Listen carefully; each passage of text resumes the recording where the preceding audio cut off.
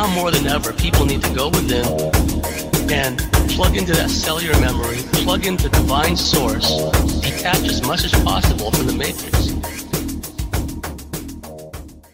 Hello again, everybody. This is James Bartley, and you're listening to Bartley's Commentaries on the Cosmic Wars. Well, what we've been talking about and what we've made a point of emphasizing and re-emphasizing on the Cosmic Switchboard show, as well as on the commentaries, is the fact that the third dimension seems to have merged with the fourth dimension to create what on any normal planet, quote unquote, would be regarded as sheer insanity, lunacy, call it what you will.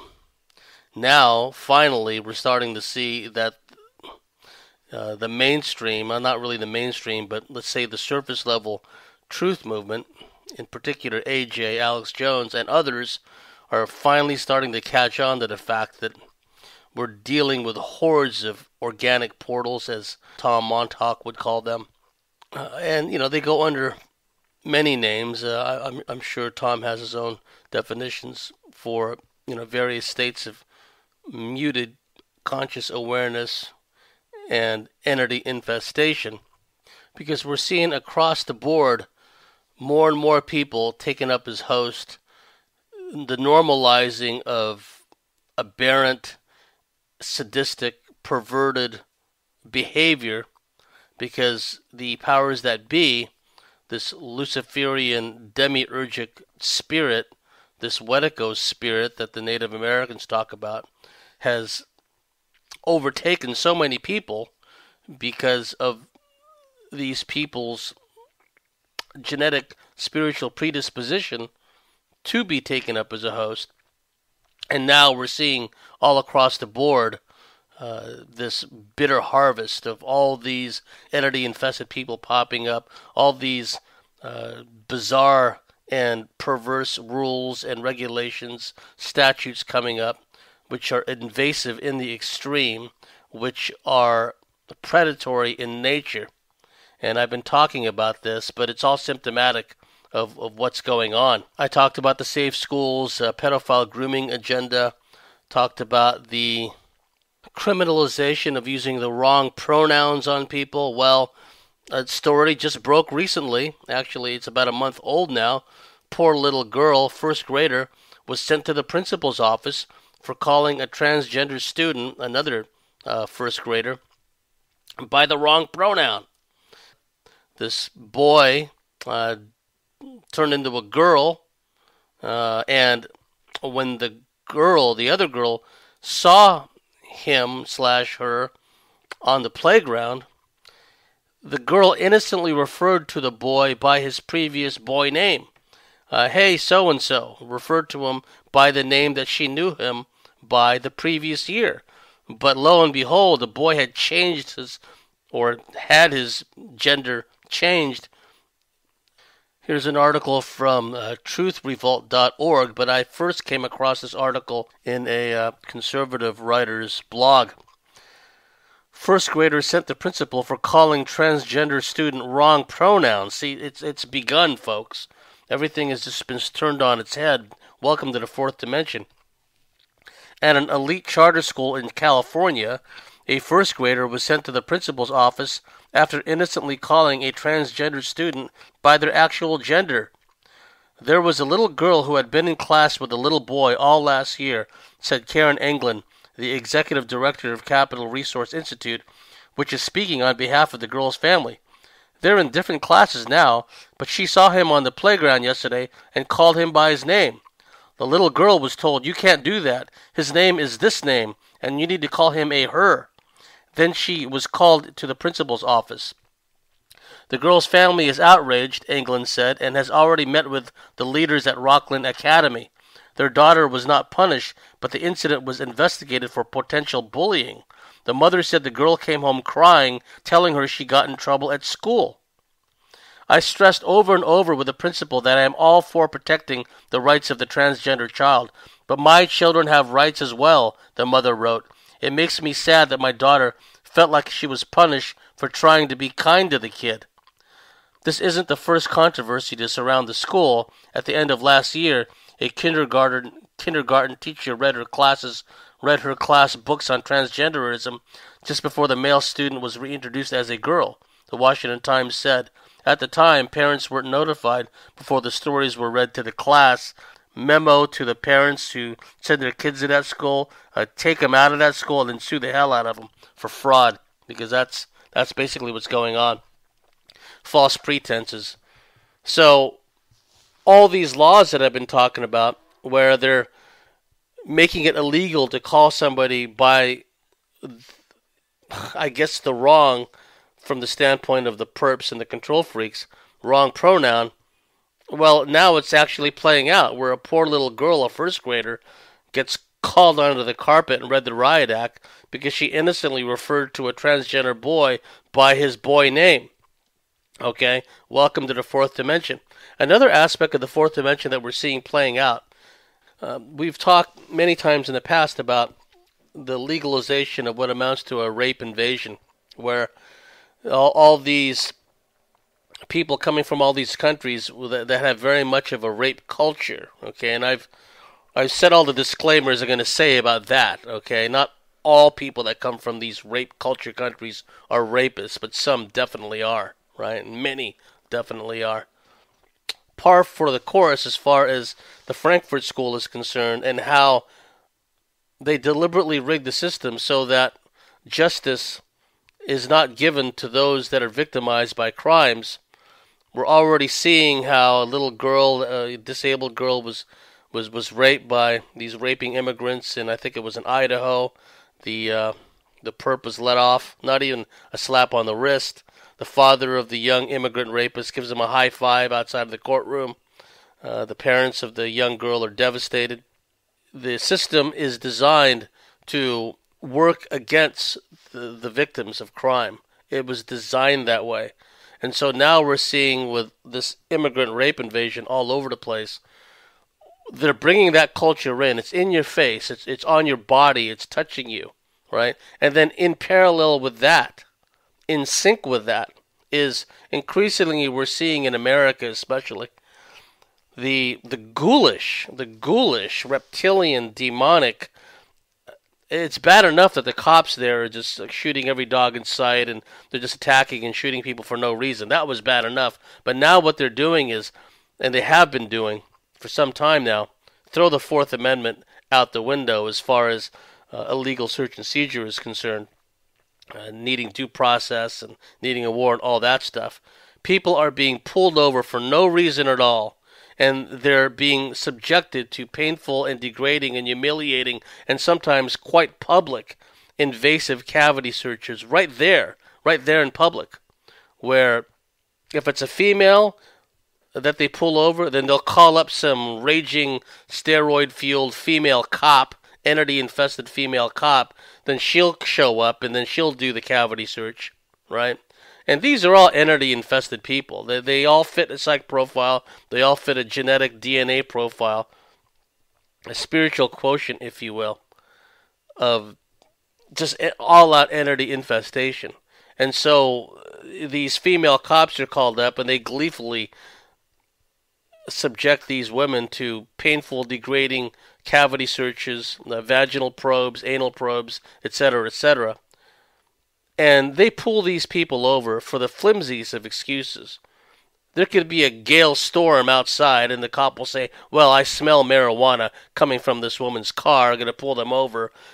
And then next thing you know, they're calling in the rage-filled female cops. And the female cops are, if anything, okay, if anything, at least some of them, I'm not speaking in absolutes here, but at least some of them, they outdo their male counterparts in sheer viciousness and violence. I mean, if you've seen that video of that female entity-infested cop repeatedly tasing that poor guy on the ground for no reason, he was just standing there, and she just attacked him. That's who they're turning loose on society. Again, it's the merger of the third and the fourth dimension. It's in your face. It wasn't just a case of bullying, of cops coming harassing people, show me your ID, etc., etc. Now they're doing all these invasive cavity searches right there in public.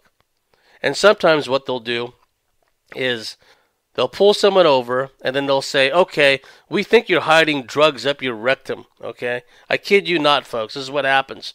And then they'll take them to a hospital, and then they will strap the person down, and then they make the medical staff give the victim, because that's what the poor person is, a victim, an enema or a suppository, enema where they really stick it up there. And what happens is they compel this person against his wishes or her wishes to defecate. And remember, one characteristic about certain types of entity infested people, reptilian, Draco host, just infested with all different kinds of entities, is their perverse fascination with bodily fluids. Because remember, the entities that have taken these people up, who are genetically, indeed spiritually, compatible to be taken up in this fashion, the entities that take them up are endlessly fascinated with bodily fluids, bodily functions, defecation, urination, etc. One of my friends, my lab, and had all kinds of experiences. She had worked at one time at a, I can't remember if it was a hospice or it was a nursing home. It was a nursing home, I think it was. And the staff had a nickname for when the patients when they would daub the walls with their own feces. They called it finger painting. That's what they called it.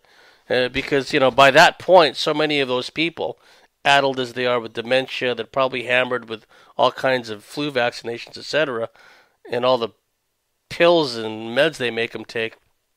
If they weren't entity infested before they, checked into that nursing home, but before too long, with all the meds they get them on and everything else, yes, and all the other entities floating around in and out of the other, I don't know if you want to call them detainees or what, but also the medical staff.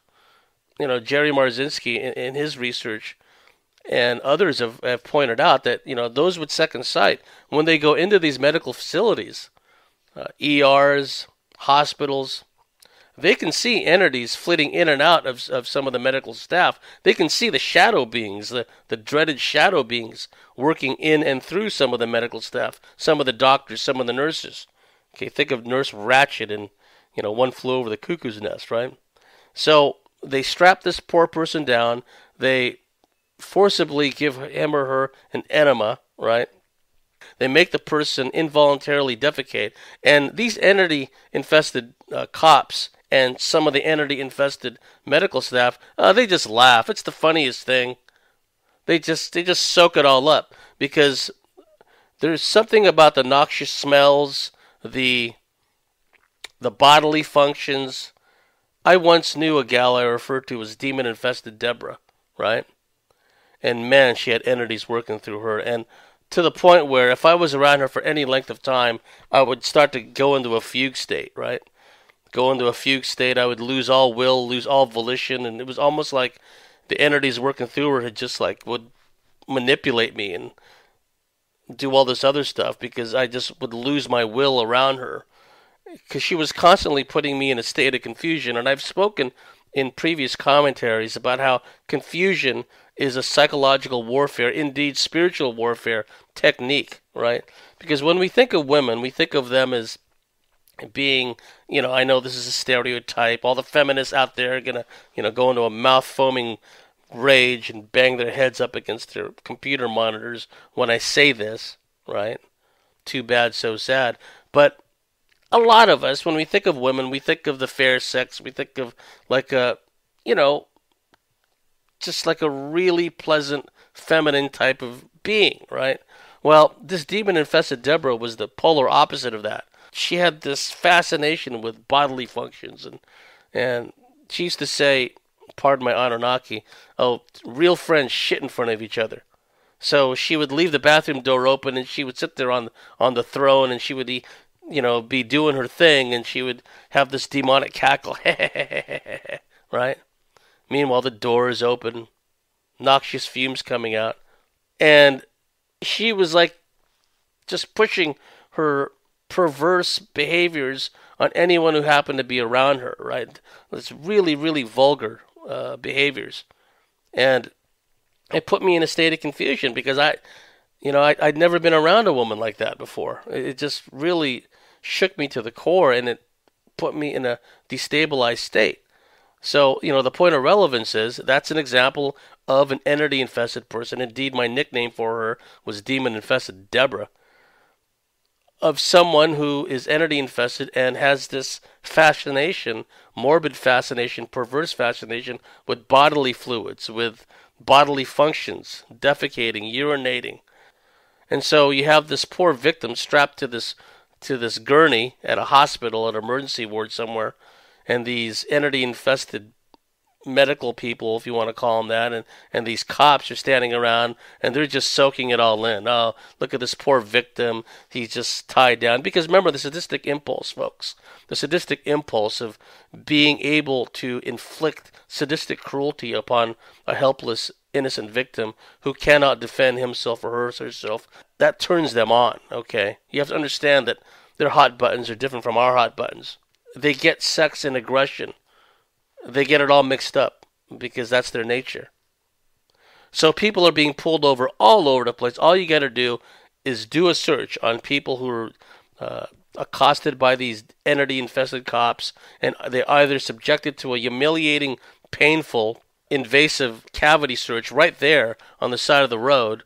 Sometimes some of these women will actually be raped by these cops, right? Just taken off to some deserted place, or not even a deserted place. It just shows the lack of impulse control. Similar to these raping immigrants, right? Where they don't have impulse control. They don't even say to themselves, well, I'm going to abduct this person and take them off somewhere where no one can see me. They just attack them in public. Well, that's what I'm talking about. This entity infestation, this ghoulish reptilian Draco entity infestation. Entities of all stripes, not just reptilians and Draco, but from these nether dimensions. And we're also seeing the TSA pat downs. They've become more enhanced, let's say, where they're more invasive. They're not just patting people, they're fondling them. They're probing their cavities, their bodily cavities. So this fourth dimension is not only in your face now, with all these rules saying you can't call a boy, you can't call a girl. You have to change the signs on the public restrooms, right? In the universities, that they can't be a men's, they can't be a women's anymore. Everything's just like gender fluid. But for some time now, it's been in your face, into your orifices, into your cavities. That's what I mean by the merger of the third and the fourth dimension. I'm sorry if what I'm saying is upsetting to you, but I point this out because we're at that stage now. We're at that stage where it's like Babylon in your face, where literally everything you hear from the mainstream media is a perverse lie. Good is bad, bad is good, healthy is destructive, and destructive is healthy. Everything is just bass backwards. So keep all that in mind, because I applaud AJ, Alex Jones, InfoWars, for talking about this issue, about all these ghoulish leftists and just how they're just gibbering imbeciles. They can't even formulate a coherent declarative sentence. They can't even say things that make sense. They're just permanently lodged in their lizard brain, and they don't have the intellect to, like I wouldn't call them well-adjusted psychopaths or well-adjusted narcissists. I mean, it depends on one's point of view, but there are psychopaths, sociopaths, and narcissists who can, at times, pass themselves off as normal people, and you can have a decent conversation with them. The ones that they're rolling out at these to protest these Trump rallies or protest free speech or protest anything, they're blithering idiots. They're gibbering fools. They're mad men. They're mad women. And I just did an interview not too long ago with Jerry Marzinski. We're going to bring him back, and we're going to ask him, to elaborate on some of these issues again. And it must be understood that in the old days, they took it for granted that there was entity infestation going on, when people were quote unquote mad, right? They took it for granted that some people had been taken up as what we would call hosts nowadays. But what's happened, unfortunately, the malign influence of psychiatry, psychology, especially the Freudian model, where everything has to do with sex, sex, sex. Everything is just designed to elbow us back into the R complex part of the brain. Everything can be reduced to the sexual, primal impulses, primal drives. We're no longer thinking, feeling beings. Everything is reduced to this primordial, sexually aggressive state that we do our level best to keep under wraps. But in reality, according to Freud and his minions, it's there just seething beneath the surface. And eventually, we have to, in order to be normal and feel normal, we have to untap that and let it all hang out. And this is where Kinsey and all them come in. These perps and pedophiles, Kinsey, who are trying to not normalize sex and make us feel comfortable about sexuality, but just take the cork off the bottle and let out perversity, pedophilia, everything else, and normalize that. Safe schools, gender fluidity. So we're at that point now where we can expect to see more and more people becoming entity infested. People that you've known for a long time that seem relatively stable, relatively normal. Some of them, you're going to be surprised, but some of them are going to start manifesting all kinds of bizarre behaviors. Some of them are going to go completely off the rails. Some of them are going to wind up committing crimes of one sort or another, or manifesting bizarre, aberrant, perverse behaviors. And you're going to be surprised because you're going to be thinking, shoot, June Cleaver, she seems so normal all this time, right? But, she just suddenly goes off the rails. If you get a chance, if you can find the book, read The Serial Killer Whisperer, The Serial Killer Whisperer by Pete Early. Pete Early's written books about Aldrich Ames, the CIA spy, worked for the Russians. And he wrote this book about this kid who was pen pals with all these serial murderers, and it's a fascinating read. The kid was involved in an accident which resulted in traumatic brain injury, and then he just suddenly started manifesting all these violent behaviors, right? And in order to come to grips with his violent behaviors and why he was acting that way, he just got the bright idea to start writing and pen paling all these serial murderers, and he turned a negative into a positive, because we can get into the minds of a lot of these serial killers just by reading that book, So I encourage you to do that.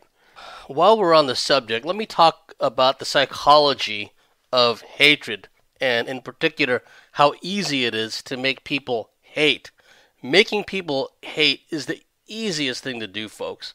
You can see it in extremists, where from an early age, Israeli kids are told that Arabs are trying to kill them and eat them and tear them apart, and they're surrounded by enemies. And see what they're doing is that it's the whole fear, fight or flight mode that they're instilling at an early age, combined with the whole Talmudic indoctrination of innate superiority. So a lot of these Israeli kids grow up feeling that they're just being besieged on all sides by all these phantom enemies, and what they've done is they've pulled out that primordial R complex parts of their brains where they just want to lash out, right? And you see this all the time with what these kids do in the occupied territories, in Israel itself, formerly Palestine. The violence they mete out to. Just Palestinian children, Palestinian adults, it doesn't matter.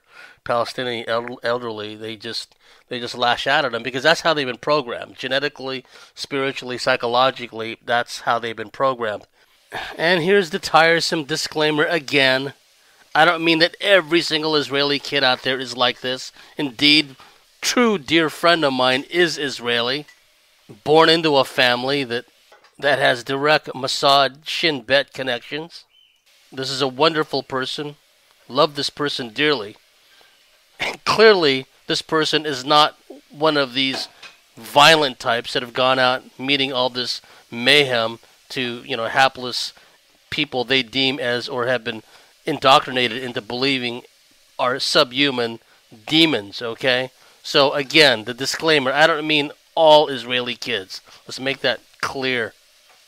What these kids are subjected to from early age is nothing less than psychological abuse and mind control. They just get them into that fear, lash out mode, victim aggressor mode that I talk about. I've talked about in the past the British Parachute Regiment, where they have this thing called milling, where they'll surround these two recruits in a circle with all these other paratroopers, cheering them on, and then the two recruits in the middle, without boxing gloves, with their bare fist, if I remember correctly, they just are given the go ahead and they pound each other. That's why they call it milling. Just think of a windmill, two windmills tilting at each other, right? And they just pound each other for 3 minutes nonstop. And if one guy starts to pound the other guy into the ground and he lets up because he's got this innate sense of, I don't know, compassion or empathy or something, no. Bad. They start over. How dare you let up? How dare you start to feel sorry for this guy that you bloodied and beaten into submission? You got to keep pounding him. What's the matter with you? You maggot. So they start over, and meanwhile, they're surrounded in this ring of cheering paratroopers, and they're just and paratroop candidates, and they're just cheering them on, beat the crap out of each other, milling, right? And how they get them into berserker rage. The term berserker goes back centuries, and it refers to the tribes would have their warriors work themselves up into a frenzy, and they would scream and yell and just get into an altered state of rage, right? And sometimes they would even don the fur of a certain animal, a bear or a wolf, and they would go into this altered state of rage and screaming and carrying on because they felt that they would be able to absorb the spirit of the bear or the wolf, and that would help them in combat, right? This is in stark contrast to the Spartans, where across the way, this tribe over there is working themselves up into a frenzy. They're pounding their shields with their swords and their spears and making all this racket. And what are the Spartans doing? They're grooming. They're having like a Top Gun moment, and they're applying oils to each other's skin, and they're combing their hair, and because the Spartans thought it was beneath them to have to work yourself up into a rage in order to fight in combat. It's like that was beneath them. Well, that's what barbarians do. It's like we're Spartans. We don't need to work ourselves up into a rage. We just groom each other and apply oils to each other, right? Having a bromance moment, right? So that's what a berserker is, where they get themselves into this rage before they go attack the Roman legions or whatever, right? And so what they do in a lot of the military training is they want to get the recruits into that berserker mode, where they make them just scream like at the top of their skulls, because they want them specifically to get into that lizard part of the brain. They make the recruits scream, yell, scream, rage, rage, rage. You'll see actual video of the soldiers in armored personnel carriers and in tanks where they're blasting out death metal because they want to get them into that mode, right? And this is the purpose behind drill sergeants getting in people's grills and yelling and screaming at them. And for some time now, that's what you see in law enforcement, police academies. It's the exact same thing. They have drill sergeants. They have people yelling and screaming at the recruits. It's all to draw out that R complex part of their brain, that lizard part of their brain, activate it, encourage it, goad it, make it part of their normal waking consciousness. The milling, the yelling, the screaming, the being put into fear. And also, I talked about how fear is inculcated into the Israeli children. That's what they do with the cops. Everything is all about, I was in fear for my life. I was in fear. The garden hose looked like an assault rifle. I was in fear for my life, so I emptied out my clip on the guy that was watering his lawn. right? Everything is about fear as a justification in the true victim-aggressor mode to lash out. And we see this all the time when the U.S. and other members of this coalition of the unwilling or willing, depending on your point of view, they're going out destroying all these countries because of non-existent WMDs. Whatever excuse will work. They don't really say the truth, of course. Gaddafi had all these, gold bullion reserves, and his people had the highest standard of living on the planet, and they were the best educated. Oh no, they're not going to tell him that. They're just going to just take him out and say after the fact that he was, harming his own people. They're doing this to, Assad, or they try to do it to Assad. And kudos to the Syrian army. Kudos to the Russians for, beating back the ISIS forces. They got ISIS on the run. It's to the point now where the U.S. and the so-called allies are pulling out all the stops to keep the ISIS forces alive in the field. If they're not picking them up and moving them out of harm's way, they're dropping air supplies to them, and they're conducting airstrikes on Iraqi army and Syrian army forces once again to keep their proxies, the ISIS, alive, because they have to keep that fear component alive, right? Because in those examples, Syria is the bad guy, and they have no qualms about hypocritically using ISIS to dismantle and destabilize the regime. It's all based on fear and an inversion, a distortion of the facts and the truth. But they conveniently don't mention the fact that they're using ISIS. But then on the other hand, they use ISIS as the boogeyman everywhere else in the world, right? It's all about keeping everybody in this fear R-complex part of the brains, North Korea, nuclear weapons, etc., etc. And now they got everyone skittish about these hurricanes and everything else. That's a whole nother discussion, along with all the renewed, or rather increased, seismic activity going on, Yellowstone, and the Ring of Fire, etc., etc.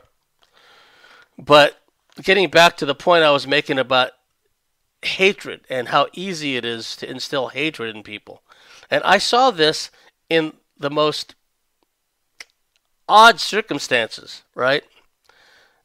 And I'm going to kind of veer off into the world of sports for a second, just to show what I mean by this example. Like earlier this week, David Icke talked about hooliganism. I remember that very clearly. It was just a form of tribalism, really, where the alleged stalwarts of one English football club or another would attack, the fans and or the other hooligans fronting for some other soccer club or some other football club, right? It was just an excuse to just let it all hang out, let the lizard part of the brain take over and go berserk. And again, we're seeing this all across the board now, people. You're seeing people just jump into cars, not just a single lone nut, but like a couple, like a man and a woman, will jump in a car and just drive like crazy, high speed, through city streets, through the highways.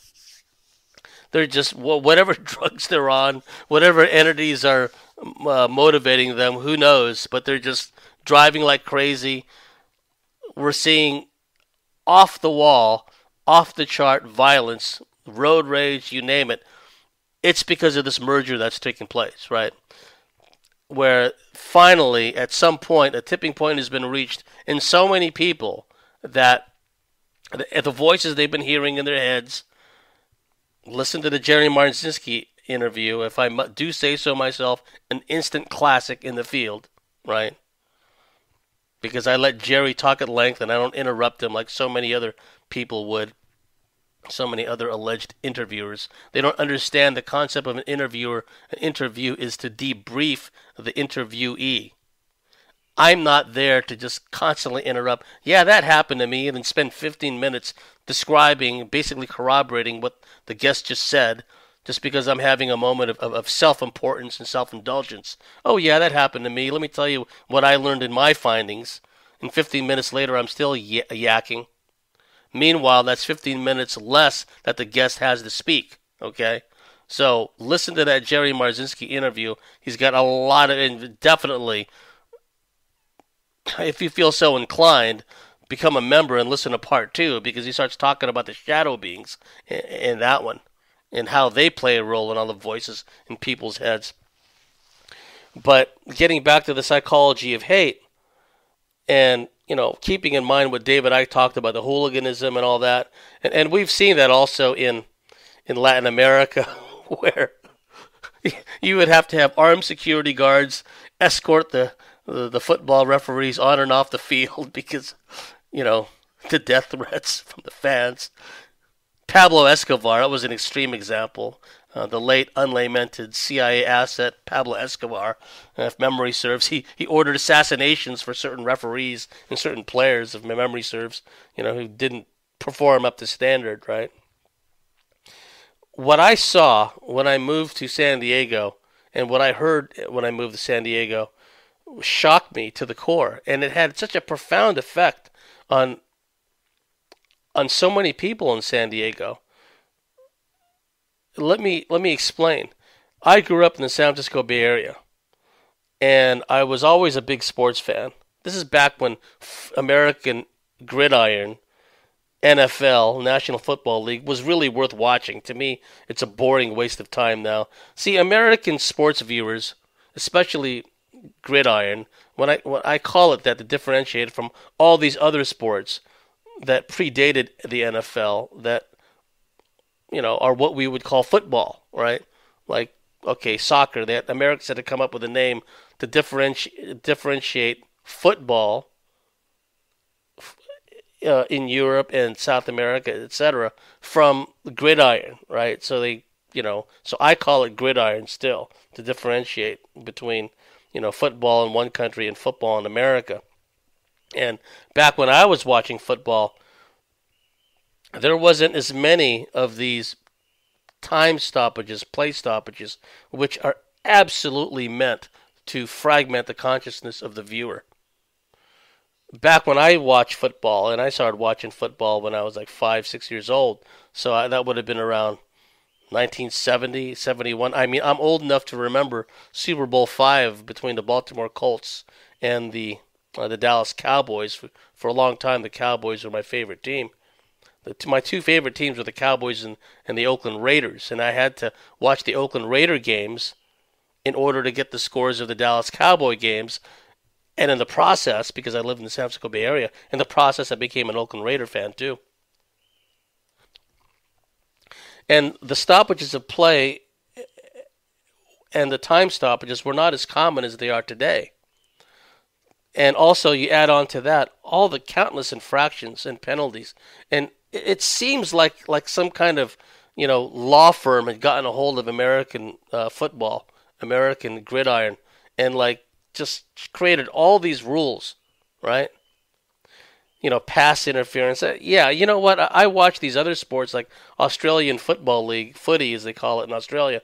A guy goes up to catch a ball. He's getting hammered from all different sides. It's like they're not going to throw a flag over that. I've seen a National Rugby League where there'd be two players flopping around on the ground. They don't even get injured. They don't even call timeout. It's play on, right? The guys either got to limp off the field or someone's got to run on and haul them off, but they're not going to stop play, right? It's like there's no timeouts. There's no out of bounds. There's no incomplete passes stopping the clock. And the cumulative effect of that, folks, whether it was intended or not, the cumulative effect of that is that it's created this fragmentation of consciousness where Americans think it's normal that every 4 seconds play on the field is stopped, whether it's for a penalty. Again, the mindset of inculcating into the viewer penalties, infractions. When you do something wrong, you will be penalized for it. Your team, which you invest all this emotional energy into, will be penalized. We're going to penalize your team and by extension penalize you because you've invested so much of an emotional investment into your team as well as a monetary investment, paying for the NFL package on DirecTV and going to the games and everything else. So we're going to punish you too, dear viewer. Don't think we'll forget that you're watching as well. This has even crept over into baseball too, where they have these control freak umpires, right? after all this time in baseball, they still haven't got the computer strike zone. I mean, they've had this technology in cricket for years now, where they can tell if the batsman made contact with the bat on the ball by seeing the heat signature left over on the bat with infrared. They have a computerized what we would call strike zone in cricket.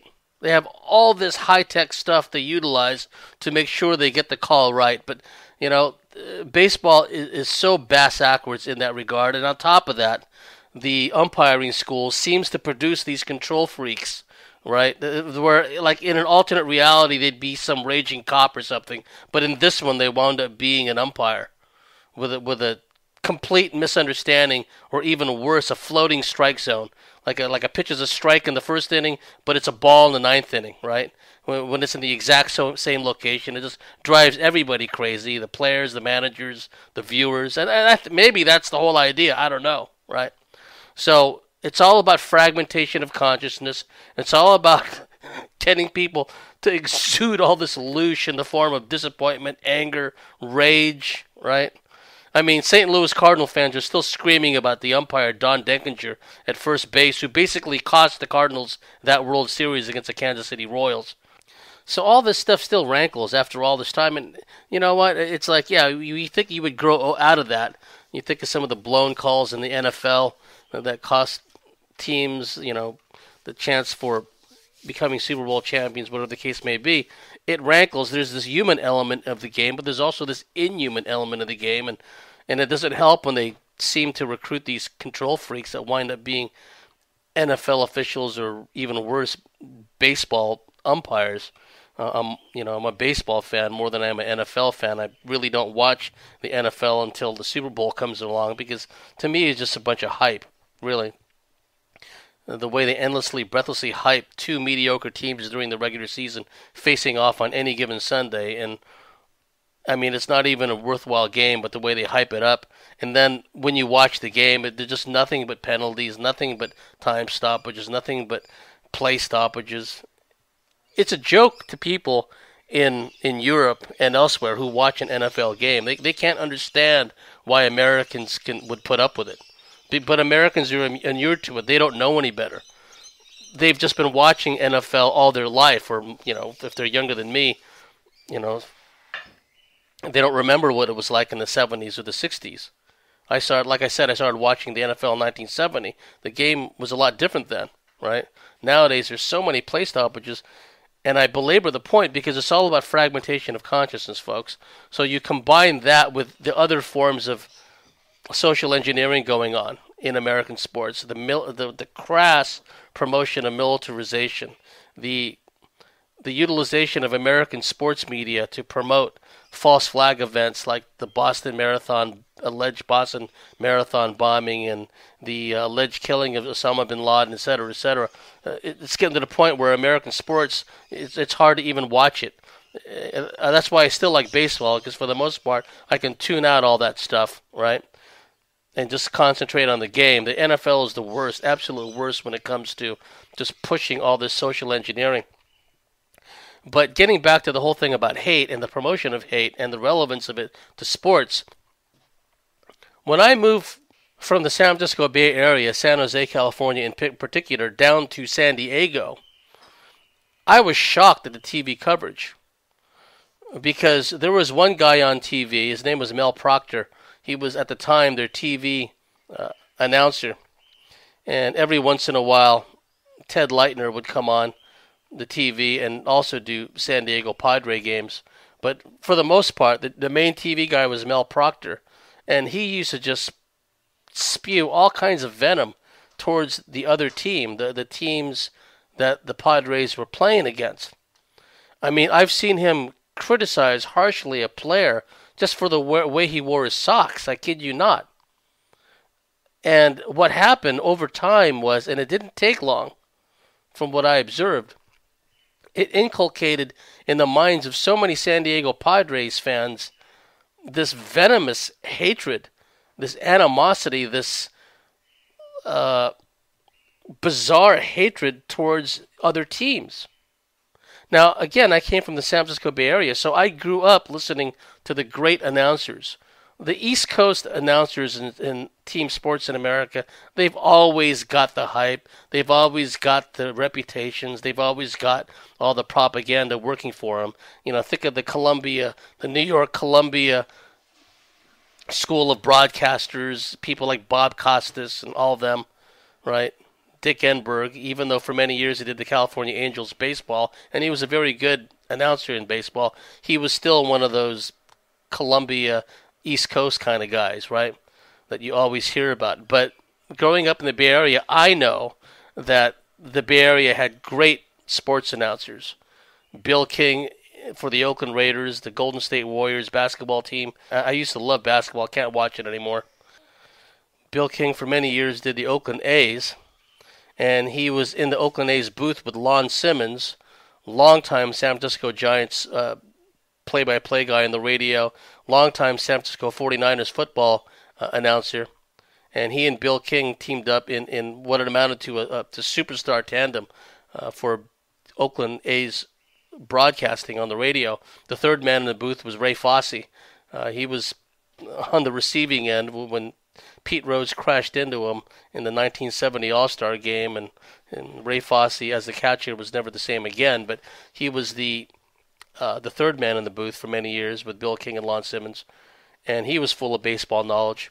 And then you look at the San Francisco Giants, they had, for many years, Lon Simmons, like I mentioned. They also had Hank Greenwald, John Miller, people like that. And what happened was those guys, they just called the game. Oh, sure, they enjoyed it and they liked it when their home team did something good, because after all, they're being employed by the home team, right? But they gave credit where credit's due to the other side. Now, when a player on the other side was making an ass out of himself, they would call him out. And when their players were making asses of themselves on their own teams, they would call him out, right? So, listening to Bay Area sports, and back then, folks, you did most of your sports fandom, if you will, through listening. You didn't have the 24/7 sports feeds that you have today. You didn't have DirecTV baseball packages where you can watch any game you want, right? They didn't have that back then. You had the radio. That was pretty much it. And then after a while, you had limited TV coverage for the local team. But the Bay Area sports announcers were professionals. Bill King wound up in the the Football Hall of Fame. He should be in the Baseball Hall of Fame. Probably is already in the NBA Basketball Announcers Hall of Fame. Lon Simmons is in the Baseball Hall of Fame for all the years he did the San Francisco Giants and the Oakland A's. And they taught me fair play. They taught me respecting the opposition. They taught me that, the other teams that play well, they're to be respected. They play well for a reason. It's a competition. There's supposed to be two teams that are competing against each other. One team outplays the other, and then you have a winner, and then you have a loser. That's how it is. But you don't have like animosity or ill will towards the players or the other organization or the players on the other team. There's no place for that in sportsmanship. And then the times when I would head down to Southern California to spend the summer with my aunt, and I would tune into the LA Dodger games. I had Vin Scully, the longtime Dodgers, recently retired. He started off with the Brooklyn Dodgers, second man in the booth to Red Barber, and then working with with Vin Scully back then. If you wonder where I got my opening for Bartley's Commentaries on the Cosmic Wars as well as the Cosmic Switchboard Show, hello again, everybody. You're listening to Bartley's Commentaries on the Cosmic Wars. Well, they say that flattery is the sincerest form of flattery. I got that from Vin Scully, right? Hello again, everybody, and welcome to Dodgers Baseball. That's where it came from, right? And I would spend some summers in Southern California. I listened to Vin Scully. Second man in the booth was Ross Porter, a great announcer for many years. And then you had Rick Monday, a longtime center fielder, played with the Oakland A's, played with the Dodgers for many years. I think he was with the Chicago Cubs too, and he was a third man in the booth. And again, it was the same thing. It was respect for the other team. It's a competition. Let both teams play. May the better team win, right? Same thing with the California Angels. They were called the California Angels back then. Listening to Dick Enberg, even though he was an East Coast guy, he was very easy to listen to. And these are the guys that I grew up listening to. And then I moved to San Diego in the early 1990s, and I was taken aback because this Mel Proctor guy on TV, by then it was like TV oriented. I mean, people still listen to the radio, but TV, and especially cable TV, had really come to the fore. You hear Proctor just constantly trash talking the other team, trash talking a guy because of his batting stance, trash talking a guy because he wore his shoes a certain way. There was a reliever with the Arizona Diamondbacks, Mike Fetters, and Mike Fetters is now a bullpen coach for the Arizona Diamondbacks, who are having a very good year, by the way. And Fetters was an asthmatic, right?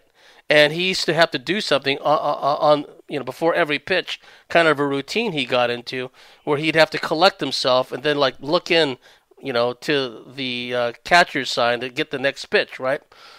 But he had a way of doing it, a routine. You have to look him up, Mike Fetters. But Mel Proctor, that wasn't good enough for Mel Proctor. He was making fun of Mike Fetters. Did he know that Mike Fetters was an asthmatic? Did he know that Mike Fetters had to go into a certain routine, like draw his breath in and hold it a certain way, preparing for every single pitch? I've had asthma issues too. I mean, this has particular resonance and meaning for me. Did it matter to Mel Proctor? No. All he could do was talk trash about the way that like Mike Fetters held his breath, the way that he looked into the catcher to get the sign for the next pitch. It was nothing but hate from Mel Proctor. And all you've got to do is go back and watch and listen to all of his vitriol back in those days. And the point of relevance, folks, was it rubbed off on countless San Diego Padre fans. I came from the San Francisco Bay Area. It's like, I would engage in sports discussions with people who were fans of other teams, and we'd have a very civil, educated discussion. Oh, yeah, Mattingly, dangerous hitter. Watch out for him. Oh, yeah, what's his name? He's a great pitcher. He's got, wicked slider. And you're just having this adult conversation with someone who's also knowledgeable in the sport. To this day, one of the best discussions I ever had with a sports fan, I was on a bus going from the northern part of the Greek island of Crete to the southern part of the Greek island of Crete. And the guy sitting next to me happens to be an American Air Force guy who's a big baseball fan. So, the whole bus ride, we're talking baseball, right? I thought that was so cool. I found that was very difficult with San Diego Padre fans because of the malign influence of this Mel Proctor guy. Yeah, so-and-so, the such-and-such team is coming into town. You go into the game, I hate those guys, they suck. To a Padre fan back then, okay, I'm speaking in generalities again, not all Padre fans were like that, okay? There was a handful. I was there for 12 years, and I think I met 3 Padre fans that you can have a sit-down discussion with about the relative merit strengths of this, that, or the other player, this, that, or the other team, without emotion spilling over into the discussion. But on the other hand, most of the other Padre fans, you couldn't even mention another player on another team or another team without them saying they suck. This guy sucks. That guy sucks. It was just hatred, and it all stemmed from Mel Proctor, right? I remember when I passed Mel Proctor in the parking lot because I was going to a Padre Cardinal game, and I was just giving him a dirty look because I just couldn't stand the guy, right?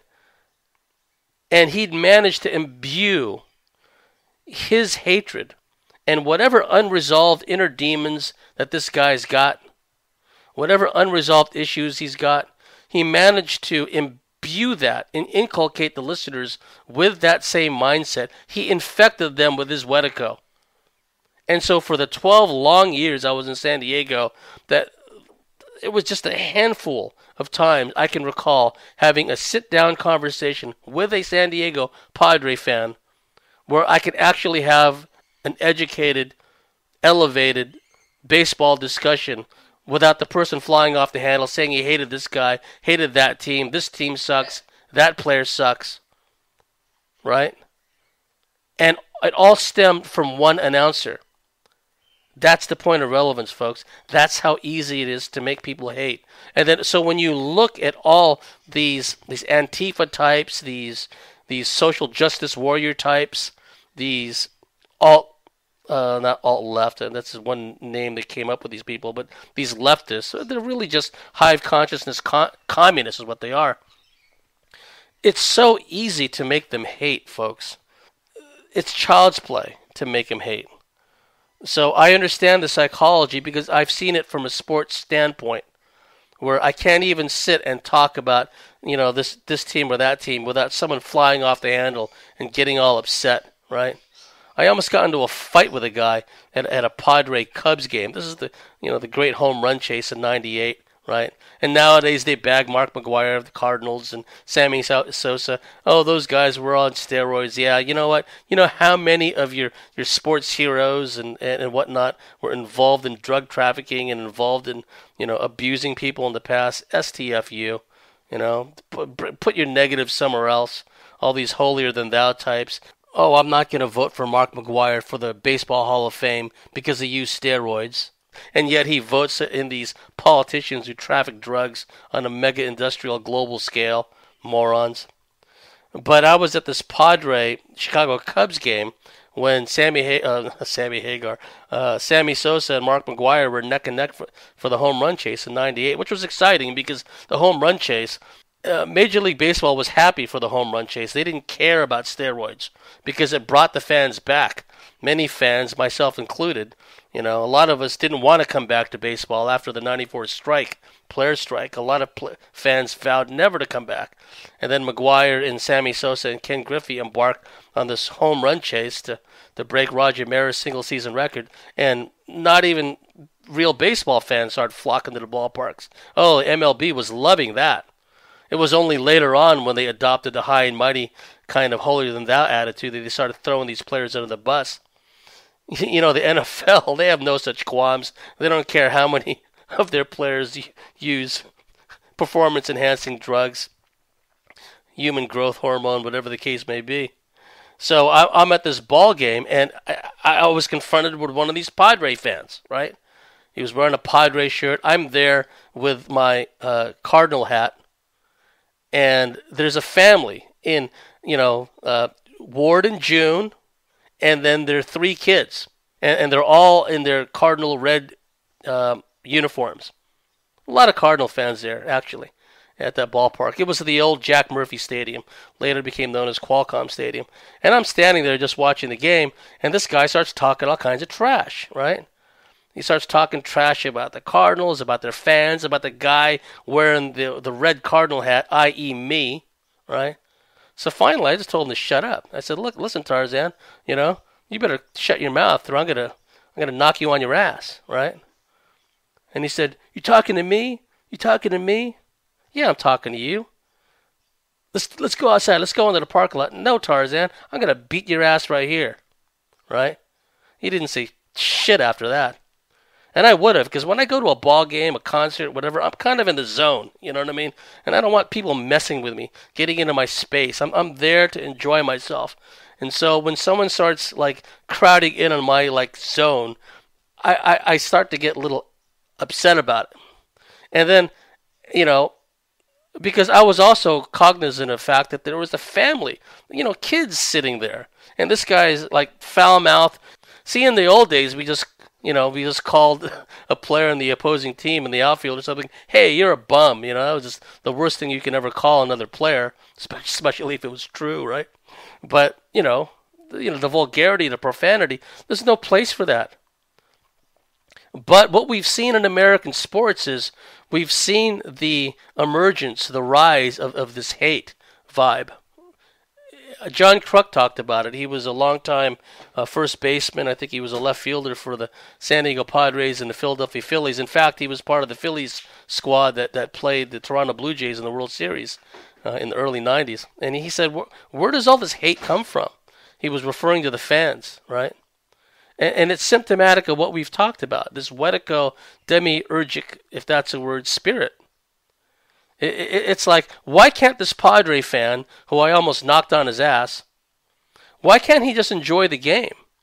Why does he got to talk trash about, like me standing there with a Cardinal, a hat, and talk trash about, Ward, June, and Wally, Beaver, and Mary Ellen Rogers, young Mary Ellen Rogers, young Wally, and young, Beaver. They're all just sitting there in their Cardinal outfits. Where does all this hate come from? It's this Wedico demiurgic spirit. And until I put the kid in his place, I was going to beat his ass is what I was going to do, right? But I didn't, because it wasn't worth it getting... I would have. If he would have provoked me even more, I would have. But, right, I didn't want to get kicked out of the game either, right? So, I just basically told him to, stick it where the sun don't shine, turned my back on him, and basically defied him, and, he left me alone. He just simmered. I could hear him just simmering behind me, right? But he didn't do anything else until he slunk off with his friend wearing a Cubs jersey, right? I mean, I'm a Cardinal fan, but I've never talked trash about Cubs fans, even when they were losing all those years. I respected them for going to the, still supporting their team. Not many people know it. The younger millennials don't know it, but the Washington Nationals started off in Montreal, and they became wards of Major League Baseball. And towards the end of their stay in Montreal, there was like 1,100 fans or less in the seats at Montreal Expo Stadium. And I went through this. I remember in the days after the glory days of the Oakland A's in the early and mid-'70s, free agency took hold, and overnight all these Oakland A's players that I idolized, they wind up wearing uniforms of all these other teams. The following year, I was kind of in a state of shock. And then there were some lean years after that, and there was I remember one game, there was 677 fans in the seats for a night game. I was watching it on TV. And my point is, it's like rather than laugh at those 677 fans in Oakland Stadium that night, rather than laugh at the 100 or rather the 1,000 or 1,200 Montreal Expos fans, before Montreal Expos moved to become the Washington Nationals, I applauded them. It's like their team is openly being discussed and described as being moving. They're going to be uplifted, uprooted, and sent off to another country and play in Washington. And yet the fans, however few of them there were, still showed up. To me, those were the best fans of all baseball. Not the fans necessarily of the winning ball clubs and the fans that filled up the stadiums, that filled up with fans every single night. Yeah, I mean, I applaud that. I applaud them for their loyalty to their team. But those fans that showed up when their team was really struggling, when their team couldn't buy a win, those to me are the real fans. And I've been there. I've been in Oakland Stadium when there were more friggin' seagulls than there were fans. And some of those seagulls were aggressive, man. Let me tell you, all the hot dog wrappers swirling around in Oakland Stadium or in Candlestick, the old Candlestick Park, froze my behind off in that ballpark more than once. And I respect those fans that stick with their team, right? And have respect. Because when our teams weren't doing too good, a lot of times, the only times we had a halfway decent crowd in attendance were fans from the other teams, right? Like the Minnesota Twins, all their fans would show up. And sometimes, to be sure, there would be brawls and fights and all that, especially back then with doubleheaders and a bright sunny day and the beer was flowing. At this one Oakland, Minnesota game, they were beating the crap out of each other, pardon my Anunnaki. But those times aside, even with fans of divisional rivals, there was still this civility. There was still this mutual respect and understanding. And you can sit next to him and have even at the ball game, and have a decent conversation with them, like before the game started and stuff, right? So I would like to see that come back. I would like to see the civility. I would like to see the sportsmanship come back in sports instead of all the hostility and the hate. And that's where it's gone. That's what it's become. It's become an extension of this Wetico virus, this demiurgic spirit that's affected so many people. So anyhow, my apologies for this digression into the sports world, but I just wanted to point out that that's a very real part of it. This Wetico demiurgic spirit has thoroughly infected sports to the point where, for a lot of us, for me, sports is a release. I can tune out what's going on for 2.5, 3 hours watching a baseball game, but for other people, it's they have their minds, bodies, souls invested in it, and it becomes a huge distraction. So people have to watch out for that also. Anyhow, we reached the end of this segment of Bartley's Commentaries on the Cosmic Wars. Wherever you may be, dear listeners, whatever you may be doing, have a very pleasant time, and we'll see you next time. Bye for now.